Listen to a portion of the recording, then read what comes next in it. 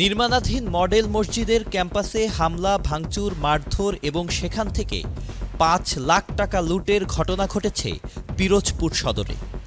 এ ঘটনায় বৈষম্য বিরোধী ছাত্র আন্দোলনের সমন্বয়ক মুসাব্বির মাহমুদ সানিকে গ্রেফতার করেছে পুলিশ।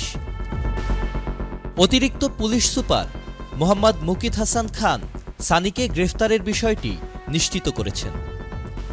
সানি নিজেকে বৈষম্য বিরোধী ছাত্র আন্দোলন পিরোজপুর জেলা সমন্বয়ক ও জাতীয় নাগরিক কমিটির প্রতিনিধি হিসেবে পরিচয় দিতেন। পুলিশ ও প্রত্যক্ষদর্শীরা জানান, পৌরসভার কাছে একটি মডেল মসজিদের নির্মাণ কাজ চলছিল। শুক্রবার দুপুরে সানির নেতৃত্বে ২০ থেকে ২৫ জনের একটি দল সেখানে গিয়ে স্টাফ ও কর্মচারীদের থাকার ঘরে ভাঙচুর চালায়। এ সময় হামলাকারীরা সেখানে নির্মাণ কাজের জন্য বানানো কার্যালয়ের ভেতর থেকে ৫ লাখ টাকা ছিনিয়ে নেয়। ওয়ালটন আবারও মিলিয়নিয়ার অফারে ওয়ালটন ফ্রিজ কিনে আপনিও হয়ে যেতে পারেন মিলিয়নিয়ার।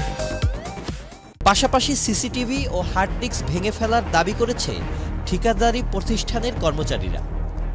ঘটনার দিন হামলাকারীরা মডেল মসজিদের সাইটে হামলার পরপর শহরের বলেশ্বর সেতুর টোল সংগ্রহের ঘরেও আগুন লাগিয়ে দেয় বলে জানায় পুলিশ।